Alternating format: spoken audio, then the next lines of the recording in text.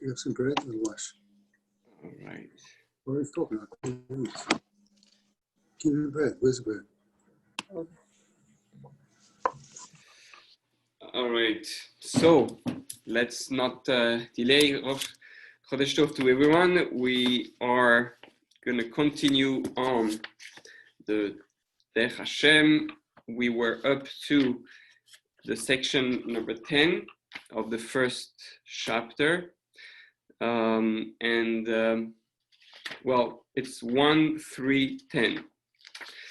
And we had just finished speaking. All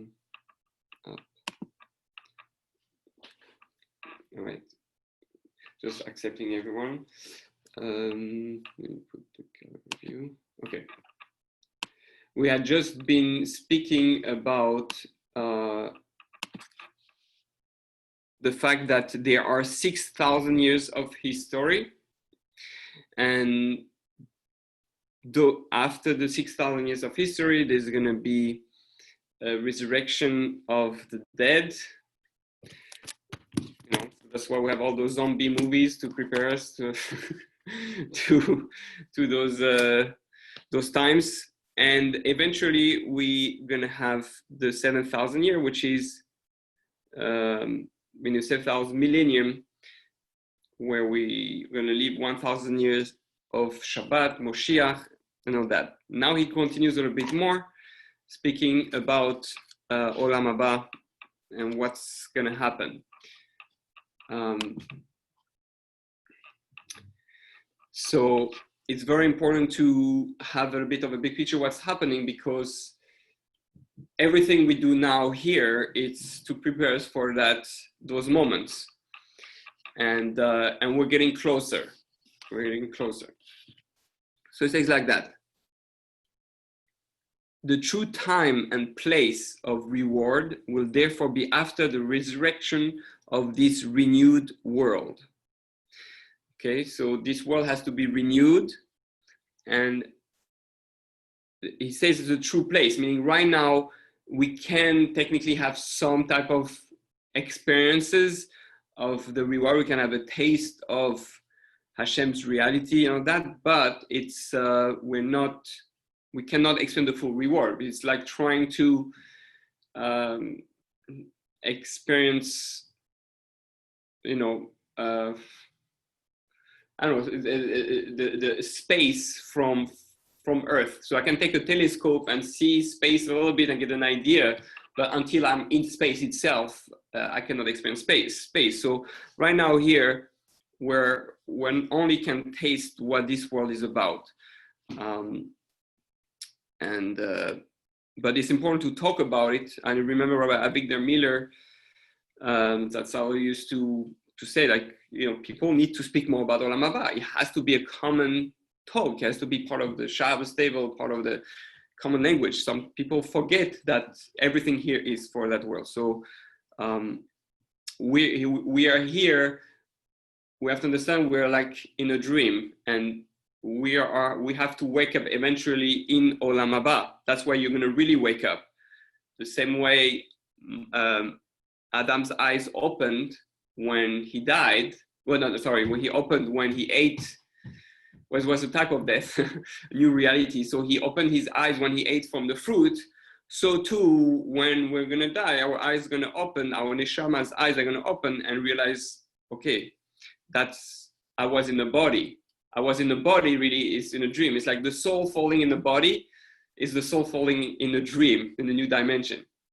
And then when we die, we wake up from that body dream for that physical experience of reality, and we go back to the real spiritual experience. Like our body is a filter. We see now with our physical eyes. We don't see with our spiritual eyes. Unless we refine ourselves, we can little by little get some glimpse here, but the full experience of it is going to be in the Olam Haba. Okay, so man will then enjoy his reward with both body and soul. The body will be purified by the soul, So that's what we said. Right now, I'm looking with the world with my physical eyes. So it's a vision and experience that is not full, because my body is not purified yet enough to see like we used to see in Gan Eden. Once I purify my body and I can start here, I can start seeing spiritual things. Technically, if I was really pure, I would be able to see angels. We know the Gemara says, even the Gemara gives you a technique how to see demons and angels all around you. There are millions of them. So why can I not see? Because I didn't train. But we know people who can see the aura of a person. We know people who can see the energy of the person. So we know there are different levels of vision, but we have to train our soul to bypass the reality of our physical eyes. Because really, it's not your physical eyes that see, it's your neshama inside that sees it. And we even know that in our brain, it's upside down. The world is upside down. So I see my physical eyes in this, like it's straight, but in my mind, the back of my mind, you know, which is the back world, maybe the feminine word that woman was in the back, is upside down. It's a different world. So anyway, that's a reality that we can start to experience here, and eventually experience fully in Olam Haba. So the body will be purified by the soul and will therefore also be in a proper state to enjoy that good. So okay.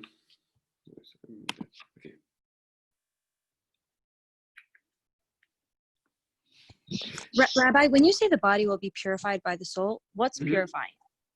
Very good question. Thank you. It means that your body will be literally transformed to something spiritual, meaning that right now we experience it as skin, but purifying the body means literally that your skin is going to be switched, like I mean, this is my understanding so far, that your body is going to become more and more spiritual, so more like your soul. So you won't have a body of skin and flesh.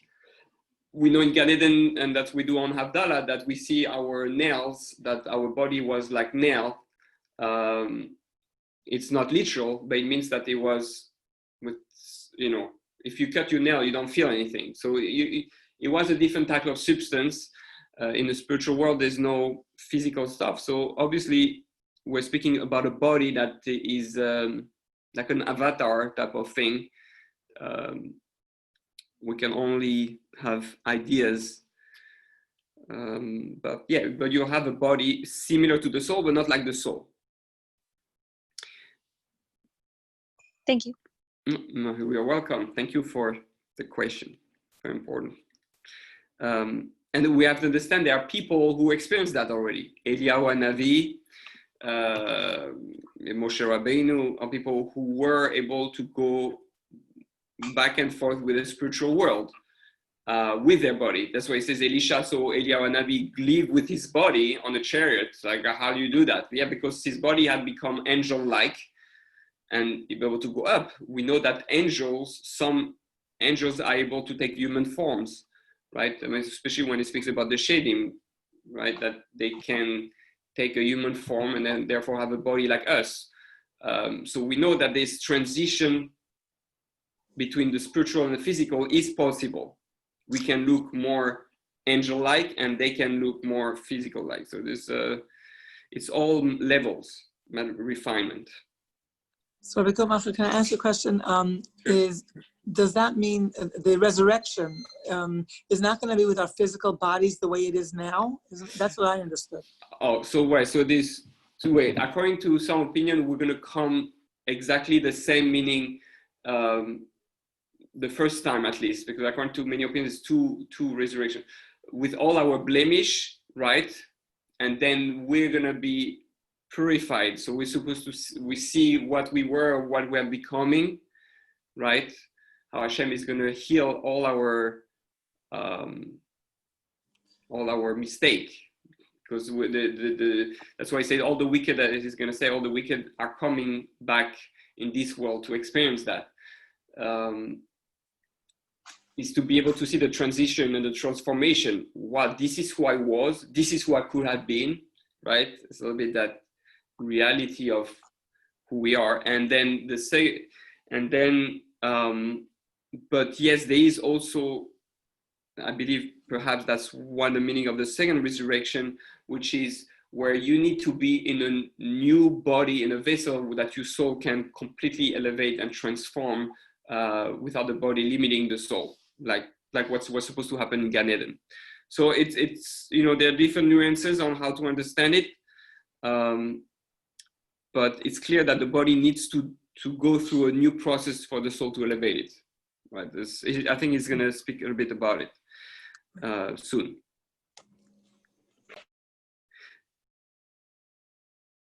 Okay, people will not all be equal in this time of reward. That's a big thing. They will not all be equal.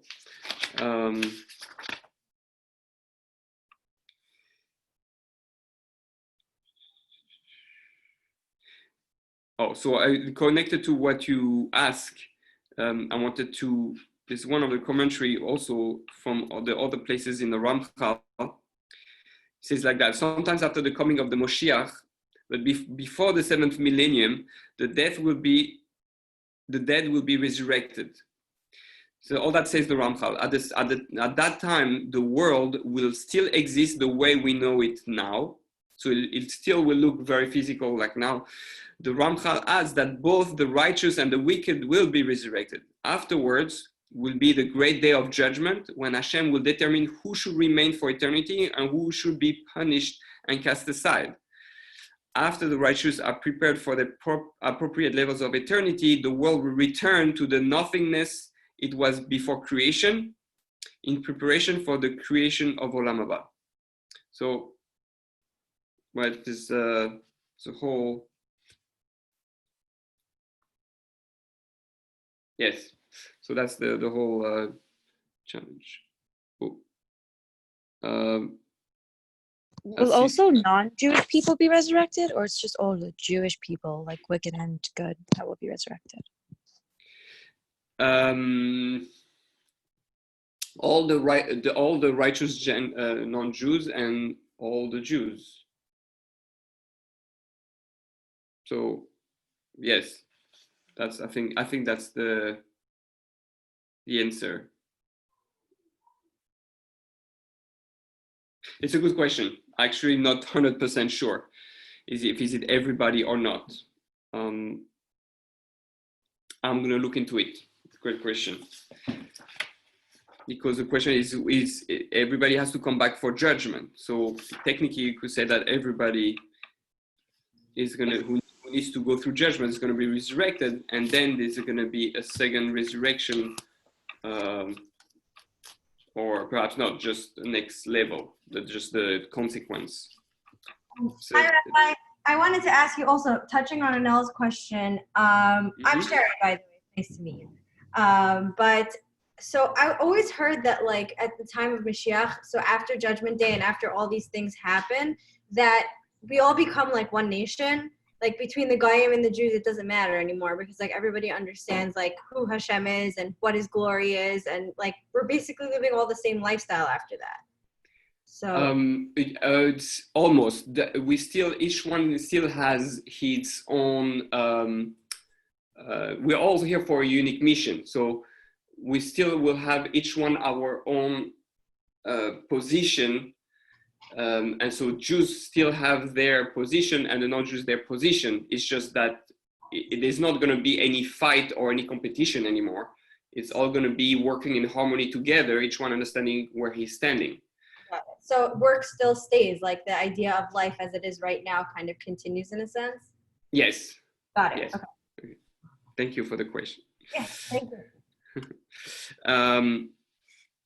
So yeah, there's still always going to be a difference between Jews and the non-Jews, because this is part of the reward also. Someone who chooses to be Jewish chooses to step up to a certain responsibility, which will give him a different life in the afterlife. Yes. All right. So continuing. So we were saying people will not be equal. That's a very important concept. People will not all be equal in this time of reward. The time of reward is, again, a place where everything that you're doing now is going to be your reward. Sometimes we forget that here in this world, you are an architect. We are all architects, and we're all building our future world. So the way I always like to put it is, okay, if you want, what type of world do you want in the future? Do you want to live in the world of love? Then start spreading the love. Love everybody. Surround yourself with loving people. Create a love language. Create a love movement.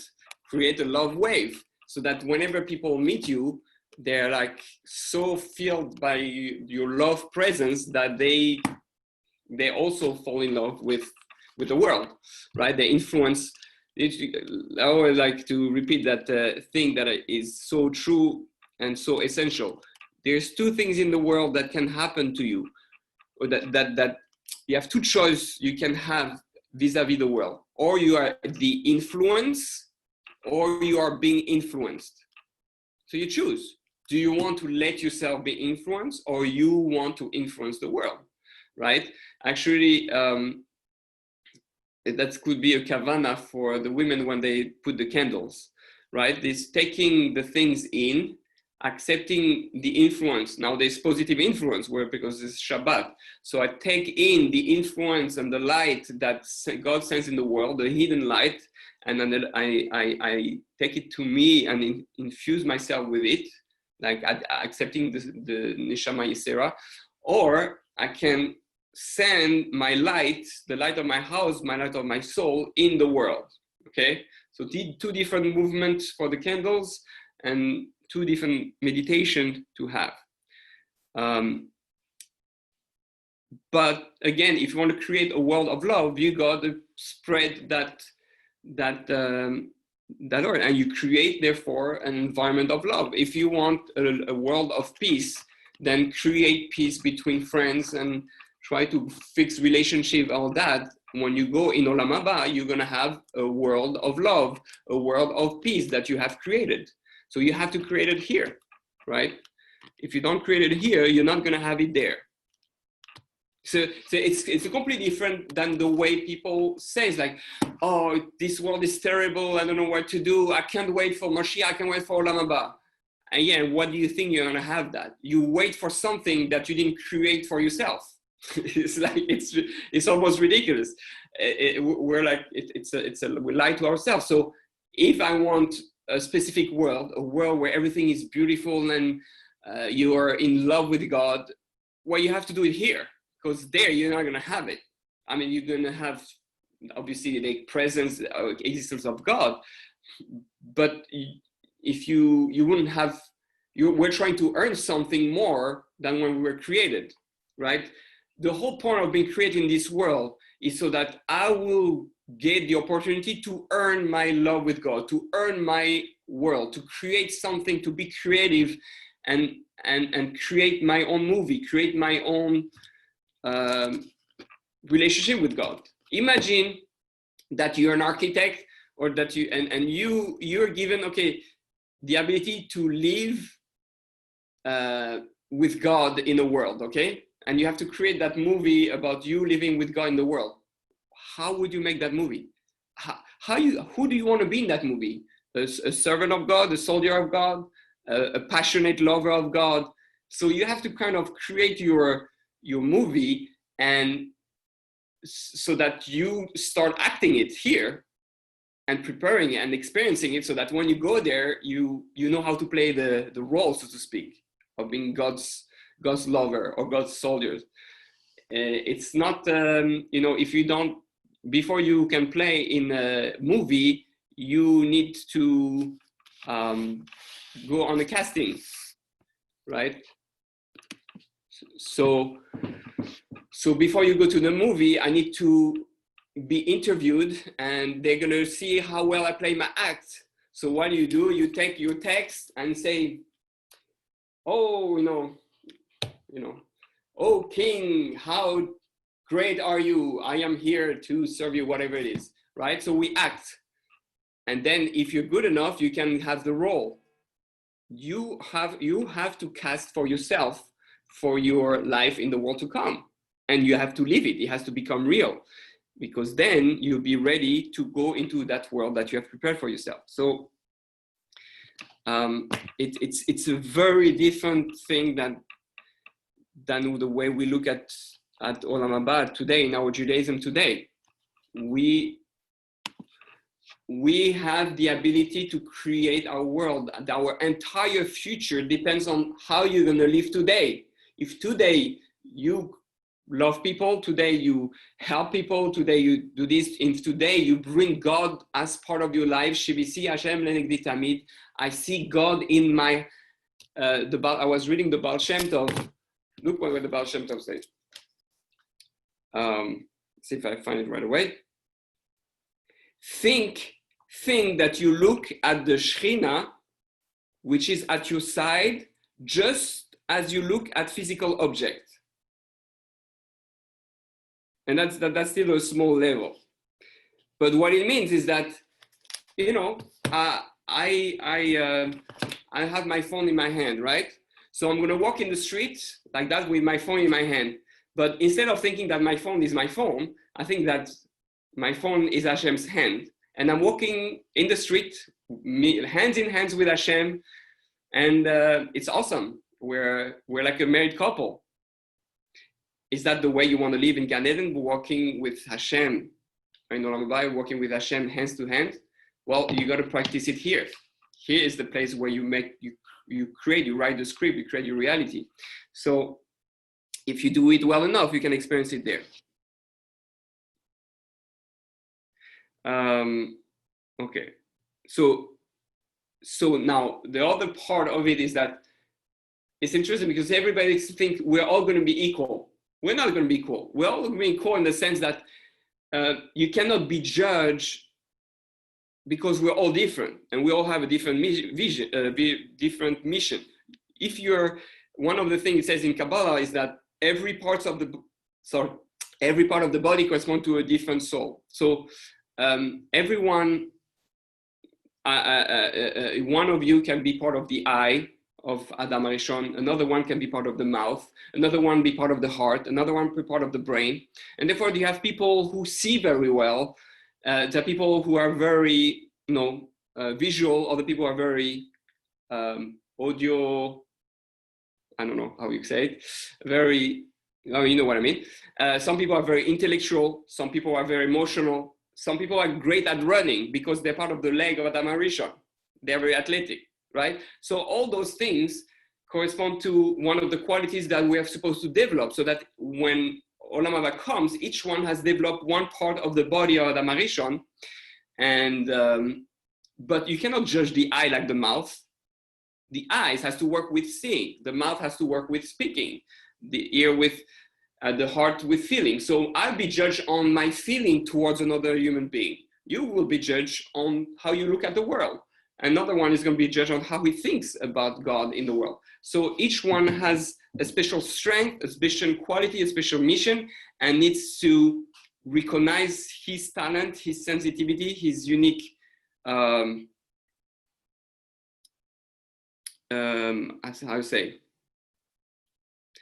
his unique ability to be human in this world. What defines him more than other people? Like we say, you're a very visual person, you're a very auditive person, you're a very emotional person. Yeah, so I have to pay attention to that, because this is going to give you a hint to what it is that I'm supposed to become great at, to what my mission is, and who I can become, what I can experience with God in the world to come. So everybody's going to be at a different place, a different reward, because we're all unique and different.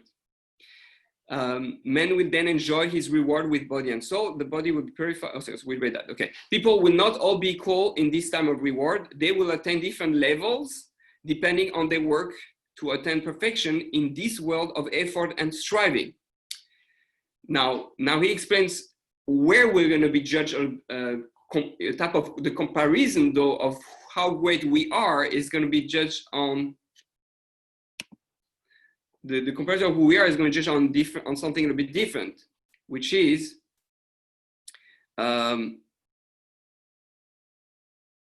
this will determine how much the soul can radiate. Okay, so that's going to the next thing. So meaning he's saying that it all has to do with how much effort you put into it. You know, someone works on his vision, so how much effort you have put, how much desire. And that's why it's so important when we do mitzvot and whatever we do to understand that every effort, every uncomfortable thing, every stretching of your character traits is your Olam Haba, is the things that is going to make you great.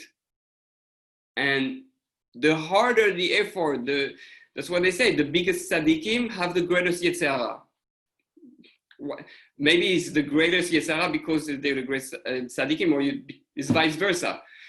If you want to be a great soul, you need to have a big Yetzer Hara, because the more great you are, the more effort you need. This is what's going to stretch you. So you can push yourself. It's almost as if to say, perhaps, that it's not that, oh, he's such a great tzaddik, therefore he's given such a great Yetzer Hara. It's because I'm pushing myself to be greater, I'm going to be given even more challenges to become great. That's what a coach does. The coach sees that you're very good at sport, and he sees that you have potential. He's going to give you all the things to more than other students because he wants you to become the best. So Hashem says, you want to be the best, you're coming to the gym, you want to work at that, and if you keep fighting, he's going to give you more and more and more until you become the best. So therefore, I have to embrace. There's a level where it's not easy, but it's a level where I embrace life, embrace all the challenges, embrace all the darkness, embrace all the struggles and the suffering. But it's tough, because that's not how we experience it. When something comes our way, the first immediate reaction is, why me? Why did it happen to me? What did I do wrong? What am I guilty of? So we take it in a complete wrong way. We take it as something negative because we did something wrong, instead of seeing that, no, it's just the opposite. It's because you're so great that I'm sending you those challenges. It's like night and day. It changes your whole perspective on life, on your day, on how to approach life. And that's the idea of Gamzulei Torah. Gamzulei Torah, are you faking yourself? No, you're not faking yourself. You're saying that everything that's happening in front of me is good because it's here to push me to become the best I can be. It's not comfortable. It's not pleasure yet. Eventually, it's going to become pleasure. But we cannot look at it yet as pleasure, because we're still suffering, and there are people who are suffering, and not everybody is on the madrega to be on like that. So, but on a personal level, that's what I have to try to aim to. We know that almost all the greatest heroes in this world went to the hardest, worst type of life. I mean, just in the Torah. I mean, Abraham was sent into a pit of fire, and everybody wanted to kill him. And he was challenged. But this is even worse, right? We take like Yaakov Avinu. Okay, well, Abraham, I forgot to say it, right? He has to send his son away and all that, and his first wife away in the desert to die.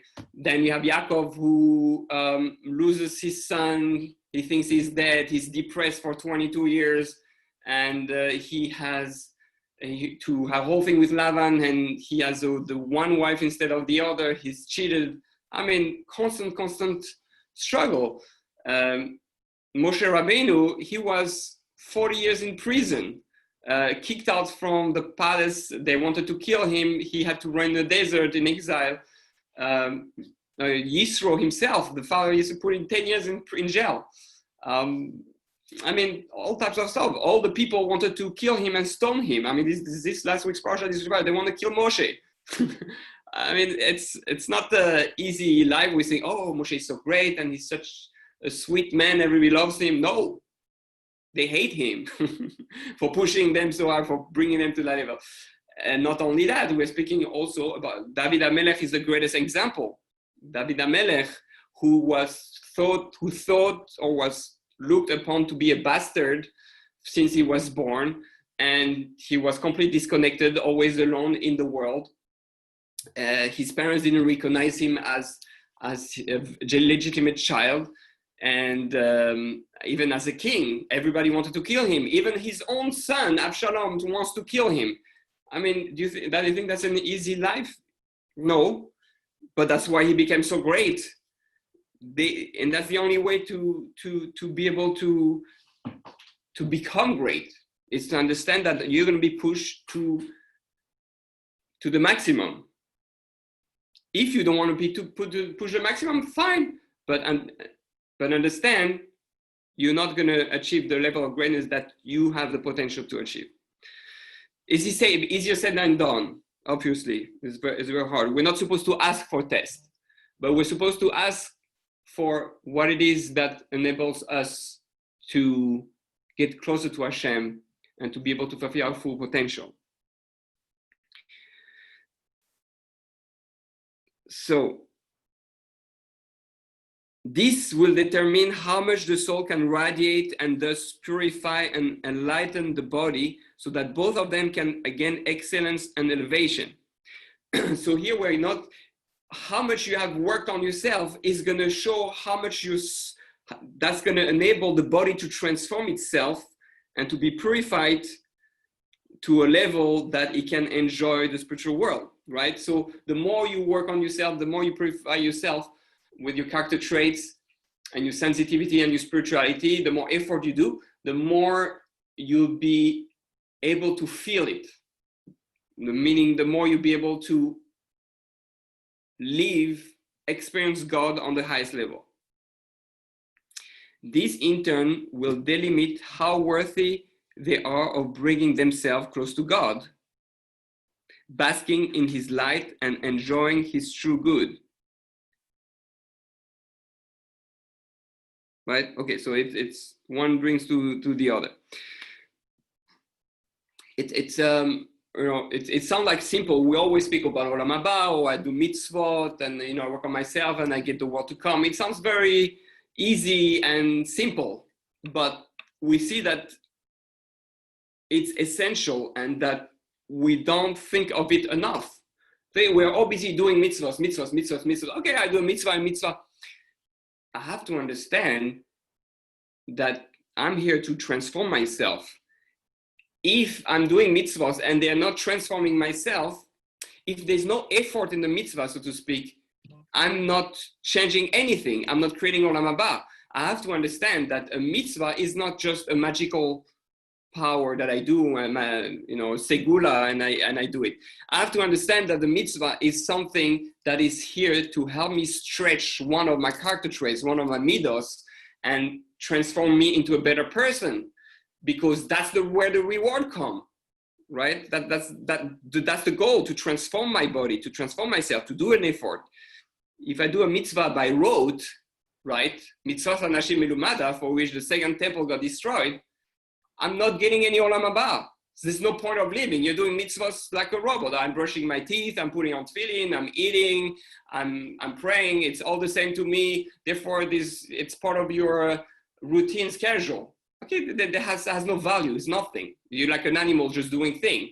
So, the animal goes eat and all of these does his needs, and you also do your need, but it's just one looks like you put on tefillin. There's nothing special about it. If you're using it and you're trying to understand, you're forcing yourself to think a different way because you have your tefillin, to act a different way because you cover your hair, or because you keep Shabbat and all that. So you're pushing you to act a different way. So that's the effort. That's the Olam Haba. That's the reward. That's the transformation. That's the purification. So it's a very important thing. Okay. Okay, we still have some time. Okay, number 11. Since it has been decreed that man must die, body and soul must remain separated until the time comes for them to be reunited. So we all have to die because of the sin of the Adam Arishon with the snake. We have the poison, the venom of the snake in us, and we have to die. We have to go through. We have a blockage that can only be unblocked, meaning for my soul to take my body and evade it completely and purify me through death, right? Unless you become like Eliyahu Navi or Moshe Rabbeinu, but that's almost no one. So one where we have to die and they have to stay separated until the time of reward. During this period of separation, an appropriate place must exist for each of the two separate parts. The body thus returns to its element, decomposing and losing its form. So the body returns to the dust. It must return to it, and this is what God told Adam: you are dust, and thus you must return. A worthy soul, however, has only to look forward to the time when what must be done with the resurrected body will have been done. Meaning the body has nothing to do, and so to speak, and get the reward until the body comes back, is resurrected. So the body must undergo decay and decomposition, remain in the earth for an appropriate time, and finally be reconstructed anew so that the soul can re-enter it. So according to that, you asked the question before about the body. So the body is going to be reconstructed, renewed in the way that the soul can enter it and then elevate it. So according to that, you will have a different type of body. Right. So during this intermediate time, however, the soul also needs a place. So the body, okay, is nice. It's in the ground, it decomposes, but the soul needs to be housed. That energy, your consciousness, your hard drive that contains all the information of who you are. Right. When you die, your soul has all the information and all that. The body is just like a garment. So you get undressed and you put the garment in the wash machine, right? That's what happened with body. You put in the wash machine, that's go back to the earth, which is the wash machine. That's why it's round, and wash machine is round too. Just anyway, and your soul is the raw information of all the lifetimes you had. That energy that's from Lucy. That energy that needs to be stored somewhere like you store it on the hard drive. Okay, it is for this reason that God prepared a soul world. So there's something called Olam HaNeshamot. And it remains there in a state of rest while the body undergoes what it must, right? So when we die, the soul is stored in that special place. I think of those big rooms where you have all those supercomputers and then you have all the files of information. That's the world of souls. You're stored there in that file cabinet that you hope nobody's gonna hack. But God has a pretty good firewall, so don't worry. During this period, the soul experiences sublime delight, very much like that which will be bestowed on the individuals later in the period of genuine reward. So it's actually pretty cool because you have it's a 7-star hotel. It says in the Zohar that the 7 hechalot, right? The 7 chambers, the 7 palaces, and based on how hard you have worked in this world, how much effort you have done, you're going to be given. So if you go on the first 2 floors, so they have free Wi-Fi. You go 3 and 4, you get swimming pool with hot tub, very powerful. Then you get, right, but for the soul, on the spiritual level. So think of what you want. If you want a dessert to have the hot tub, well, you better work hard on your mitzvot. You know, I mean, do you want to have a great vacation? So work a little bit harder. You know, it's that simple. But we have to realize that it's real. Everything in this world is a mashal for our spiritual life. We work hard, we get great vacation. So I feel I'm always in vacation always. Maybe I'm not working hard enough because if you feel, I mean, there's a lot of to work, even on vacation, you know, there's a lot to work on.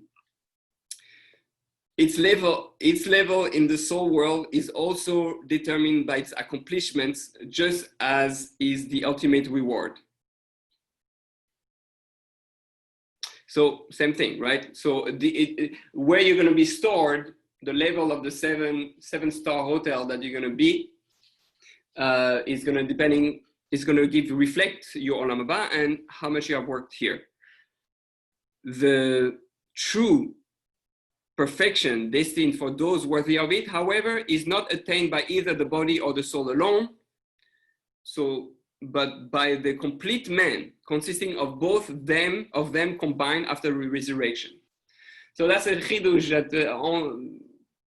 that many didn't think like that before. Like in Buddhism or in all those Eastern countries, the body is shameful. We don't want anything to do with the body. We just want the soul. And people think that in the spiritual world, in Olam Haba, there's only the body, only the soul.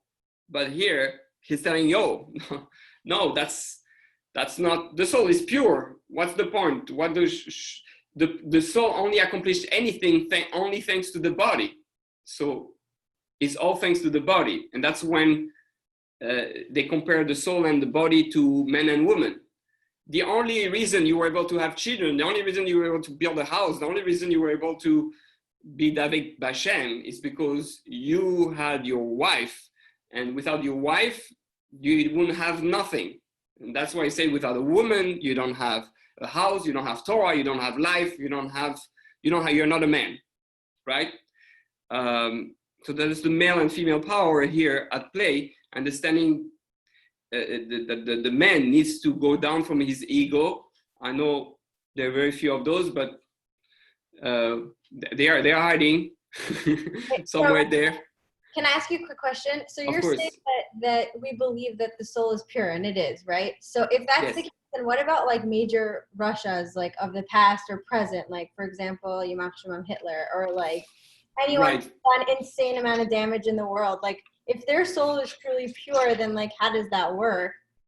Okay, it's a very good question. So usually those people are not human souls. Those are not human souls. We understand that there are souls out here that are, well, first of all, sometimes shedim, right? Which is the Rambam says, the Gemara speaks about that what we call demons is not like in the movies. It doesn't mean you have to be afraid, like it's not a horror movie here, but we have those souls who are half human and half angelic. So they say they do three things like men and three things like angels.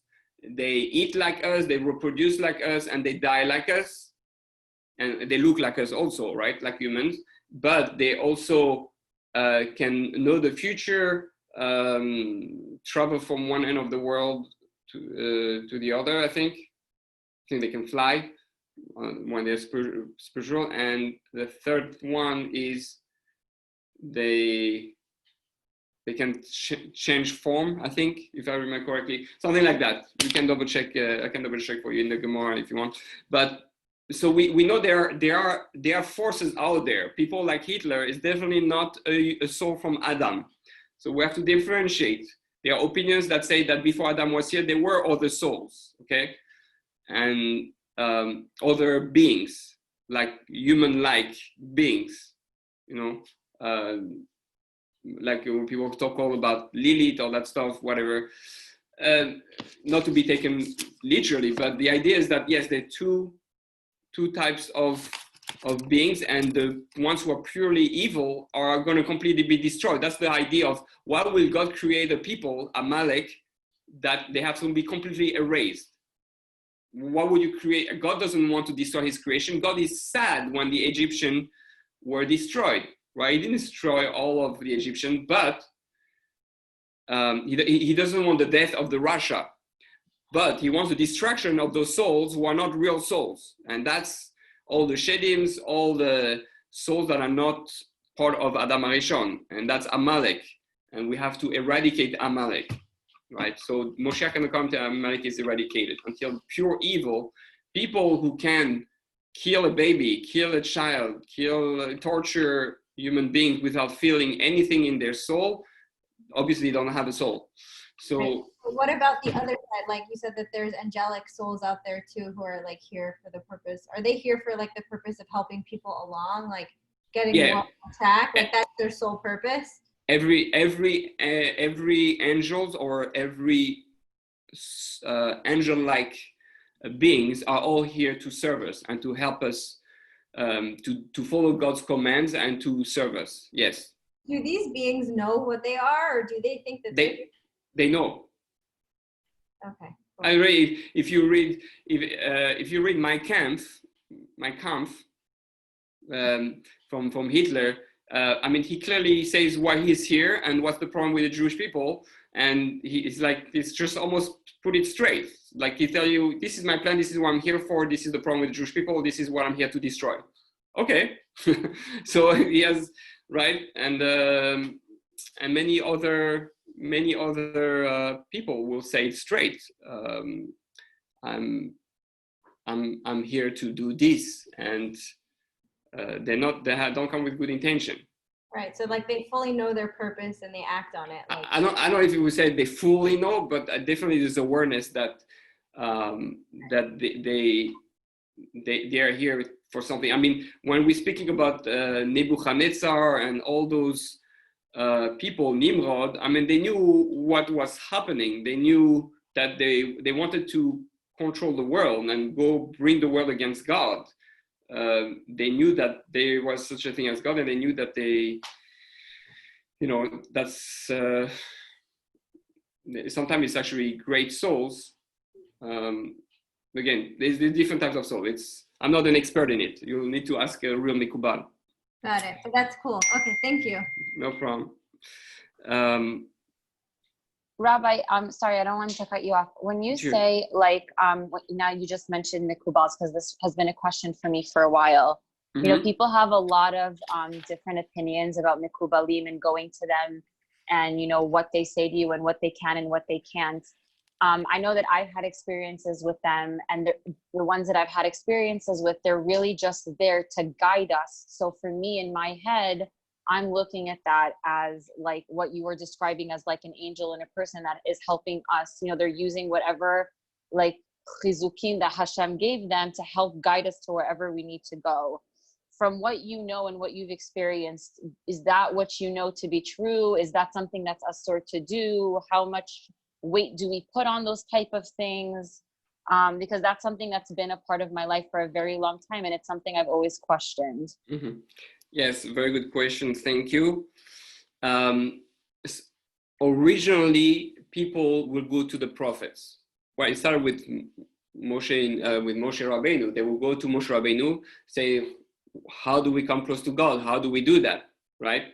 So Moshe Rabbeinu say, once again, I'm going to ask Hashem. Ask Hashem and tell you this is what you have to do. So we had prophets for a certain amount of time to figure out how to do. Then we lost the prophets, so it became harder. It says that prophecy went or in the crazy people or in children or with the sages on a high level. And therefore, you can go to a sage, a righteous one of the generation, and ask for guidance. Hashem, not through Nevuah, but through Ruach HaKodesh, intuition, inspires the rabbi that you are connected to tell you what you need to hear and how to guide you. And this is how we do it today. Now, there are Mekubalim, like you say, people who are really sometimes a soul, even though has finished its mission, comes back to to guide people, and it's actually a bit like a prophet. He's able to see things, all that. So yes, we can go to Mekubalim and ask for advice, but again, we have to be extremely careful because there is a huge, but literally a huge amount of people, so-called Mekubalim, that are connected to the dark side, meaning who are not real Mekubalim, or end up fooling themselves, that they're so holy, all that. So we have to be very careful. You have to know who you're talking to. A Mekubal who asks you for money, run away from him. A Mekubal who tells you, I am a Kabbalist, run away from him. It has to be someone with extremely good character traits, therefore extremely humble. Any signs of lack of humility already shows that he's not connected to the Shekhinah, because the Shekhinah only dwells with someone who is completely humble. But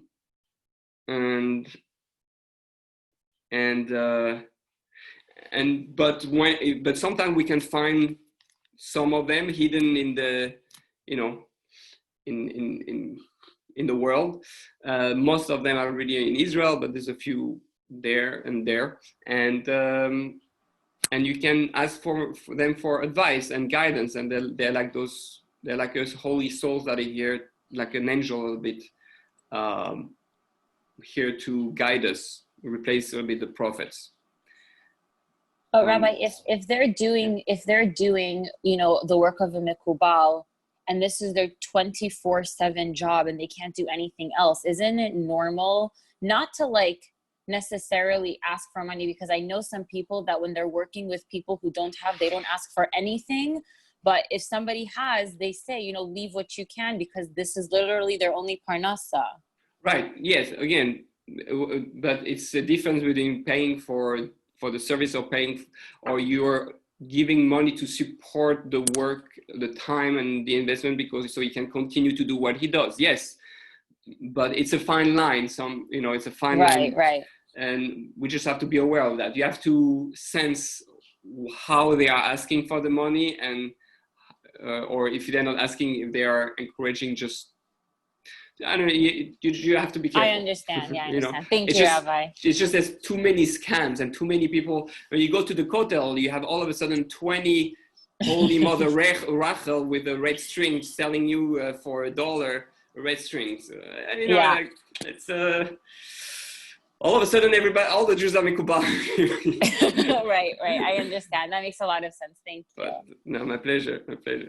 But yeah, no, it's a challenge today. We have to understand that today, because this Kabbalah is coming more up and becoming more revealed and become more public, the forces of evil are becoming as popular as it, because everything is in balance. So the more Kedusha, the more Tuma, and we're in more danger, so to speak, to be fooled. So we have to be more and more careful. Sorry, I had one last question. Sure. Okay, so touching on what Rachel said, so if that's the case, and that the balance is leveling up now, because if there is more Kedusha, then there is definitely more the bad that comes in. Is there a way for each person within themselves to find some sort of guidance or connect to Hashem?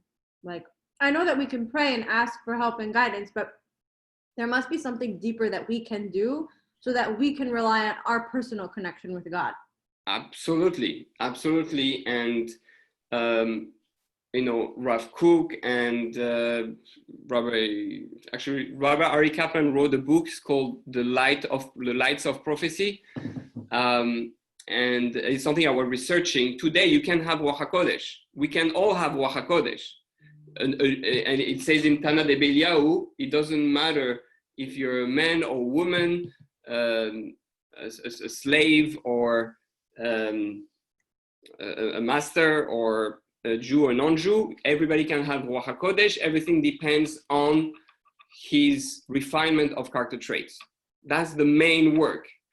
And people don't understand that. It's someone who gets angry cannot have prophecy. Someone who is depressed cannot have prophecy. Someone who is, right? So, but it says precisely, the Vilna Gaon says actually on Mishle, that in the past, we needed the prophets. Today, you can connect to Hashem with your own soul.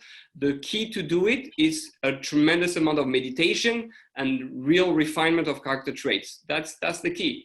And you have people like Rabbi Daniel Katz, and today or Rav Yom Tov Glazer, Rabbi Dovber Pinson, a little bit of. There are a few rabbis out there who teach those things and prepare you to connect to your spiritual thing. We are at the beginning of understanding how meditation works, how dvekus work, and we have to practice it. It's not easy, obviously. Right. So it's meditation and refinement of character. Do you think that the book will teach you how to kind of get into that situation, or you think a person is well capable of just figuring it out? It's easier when you have a more of a guided meditation, or like you use, because there's two ways, right? I mean, one is to just let yourself fall in Hashem's hand, and meaning through meditation, and let yourself go. A lot of people are scared of that because it's the unknown. So you have to be very rooted and have a lot of trust of Hashem and not scared of anything, and have very good character traits. Otherwise, you use books like the Share Kedusha, right? There's a few more books I can think of, but a book like Share Kedusha tells you, okay, this is when you go in the spiritual world, this is what happens. So first you speak, and the Zohar itself, it says, there's a book, Meditation in Kabbalah, it says, so first you're going to speak to that angel, and you got to give him this code, which is the key to enter to the next chamber, to the next level. And then, because every angel is here to see, let me see your anger, your arrogance. Okay, so you're good. You can go to the next level. Oh, let me see your joy. You're not smiling enough. I'm sorry. You go back down. So the spiritual world is very real, very tangible.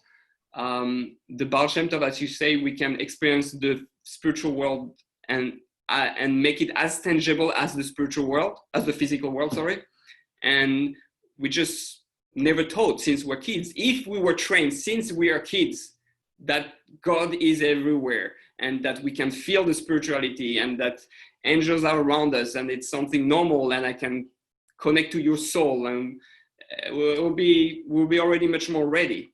By 20 years old, you will be able to have Ruach HaKodesh and prophecy. But nobody trains like that. In yeshiva, the only thing they teach you is to be intellectually proficient in Gemara. And for a girl in Rashi and Tanakh. It's so funny that you say that. I actually had like a whole conversation with my father about how I feel like we have such a lack of spirituality in our religion as a whole. And I don't want to blame it on any one person, because I think everybody's just trying to do the best to kind of keep it all together. But I definitely see the gaping hole that I feel that our generation in particular is really trying to bridge the gap on. But there's a long road until we get to somewhere where like we understand and even scratch the surface. So. Well, that's why we need you. No, bizchut nashim tzidkaniot. The women are more spiritual than the men. There's a wave in the. Yes. No, I can hear you.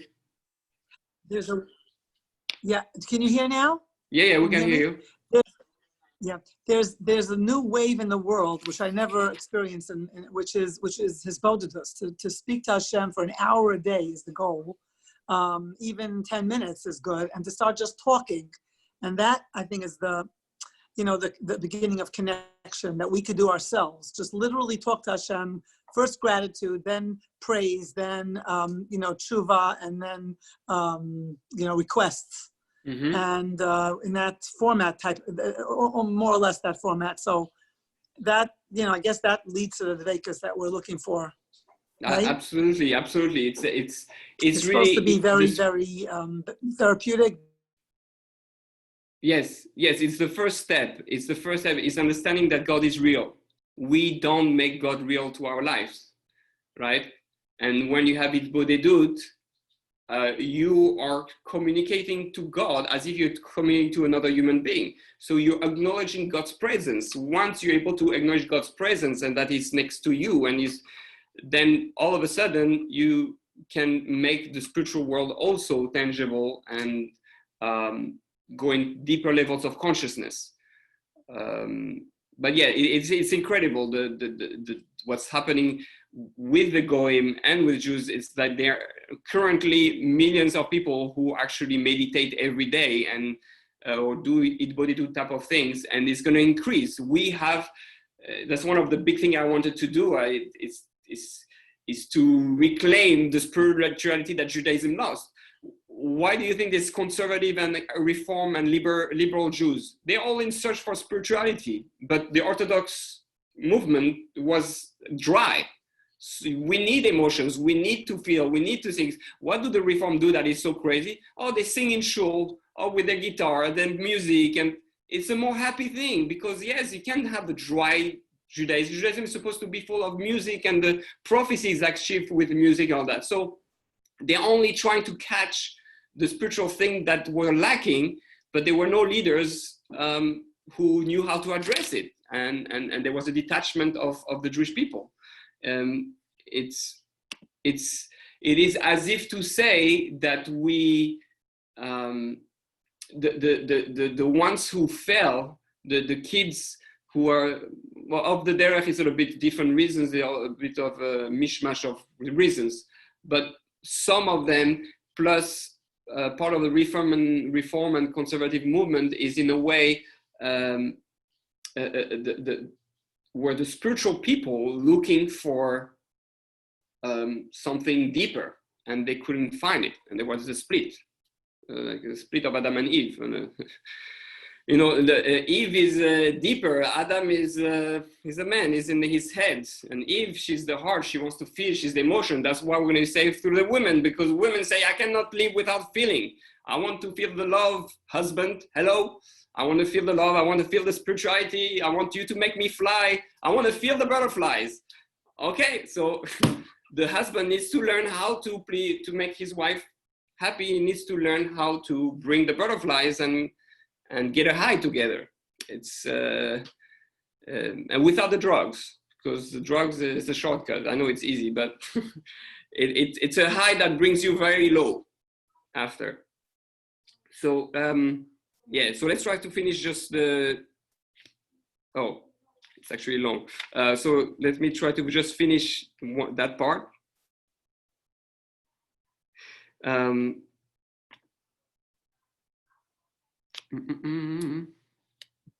no, so we're actually, it's a good place to stop. It says, both of them combine after resurrection. So the true perfection is seen for those worthy of it, however, is not attained by either body or soul alone, but by the complete man consisting of both of them embodied after resurrection. And that's the same thing, the body and soul that we have. So our body is depressed because our body is our woman, right? The body is our wife, and my soul is in its head, so to speak, right? And my body say, I want to feel it. I need to feel that give me some of your spirituality. Your body is begging for spirituality. Your body is begging for that emotional, spiritual high of life. But if my soul doesn't give that to my body, then my body is going to look for some drugs or for some alcohol or for some movies or from some Six Flags and Rush, and because the body needs to feel. I need to feel. I'm a woman. I need to feel stuff. So the soul is the male that has that potential and needs to give it to my body, to the body. So it is, you know, that's what the rise of the woman, the rise of the body, the rise of the, again, it's not to compare the woman for the body, don't get me wrong. It's we're speaking about different forces, and the woman is not lower than the man, chas v'shalom, just the contrary. But we have to understand that those are two aspects. The noten and the mekabel are the ones that needs to get married. So So that's what we have to do. Olam Haba is the celebration of the marriage between the body and the soul. It's the marriage. It's the happiness of the marriage. And then you live your Olam Haba, how much you have worked on creating a marriage between your body and soul. And if you were a good husband, if your soul was a good husband to your body, then you'll have many children and live happy ever after. The children are all the fruits of Gan Eden, all the fruits. So we have to prepare for our spiritual journey and have a happy ever after marriage with ourselves. Because if we don't do it with ourselves, how are we going to do it with other people? People are asking all the time for love, for spirituality, for growth, but we don't give it to them. We don't do Ve'afta l're'echa kamocha because there's no kamocha. If I don't love myself, I don't know how to get married to myself. I don't create the balance between spiritual and physical. I don't allow my soul to pour what it needs, that the body needs. Then we feel empty and we cannot love anyone else. So guys, please, holy women, love yourself, get married to yourself, and then there's hope for the world. Because I tried with the men, it's very hard. I a bit gave up. I'm not gonna give up completely, but it's really, in a way, it's like like I say, it's always the woman who brings the husband to therapy. It's like, you gotta work on yourself. You gotta give me some love. You gotta give me some spirituality. You gotta give me something. So don't be afraid to push the men. They need to be, beaten up. I have a question. I was wondering, talking about men and women. I noticed, especially like let's say in Hallel today, are we supposed to change the gender as women davening Hallel, like Ani Avdecha Ben Amasecha? What do we do with that? No, you don't need to change the gender because you're not necessarily more male than female. You in this world, your body is female, but we have both. We still have both male-female things. So sometimes I pray to God as his wife, but sometimes I pray to God as the husband of the Shekhinah. Really? Right? So it depends the relationship I have. Sometimes I give to God, sometimes God gives to me, right? It's a diverse, and that's why God has no gender technically, right? So if God has no gender, if I'm made in the image of God, I also have no gender. So it's not something you ever learned that women should change. I mean, should daven from the women's perspective. No. Right. No. I never see that. Because again, I know, like Rabbi Weinberg once said that moda ani, you should not say modeh ani. You should say right. So how does that? Then isn't that the same thing? I think it depends where. I think because there's some areas where we have to appreciate our female power, and therefore a woman who comes in this world with a physical, again, sometimes it's male souls well, we have both, but some are more male in the female body, or some are more female in the male body, and therefore, but our body, we have to be able to accept and embrace our body power. So if you have a woman, your female body power or male body power, because this is going to be part of your mission on earth. And that's why there's a huge, with all the homosexuality, all there's a whole confusion. People don't know how to deal with those things. You can feel very male and still completely accept your female body. But because people don't know how it works, they get all confused and they lose sense of, what am I? And yeah, it's confusing. There's nobody to direct them and help them. So that's any other questions? Thank you. My pleasure. No? Okay. So Baruch Hashem, thank you for helping me save the world by understanding a bit more, how to fix it and elevate it and get elevated and help all those men. All right. Thank you for sharing your wisdom. No, my pleasure. Thank It's not mine. It's all the Ramchal and my wife, because it's always thanks to the wife. So Thank you so much. my Thank pleasure. I really appreciate it. Okay, my pleasure. Have a great week. Oh, gosh. Full of love. Thank you, Rabbi. My pleasure. Welcome, welcome.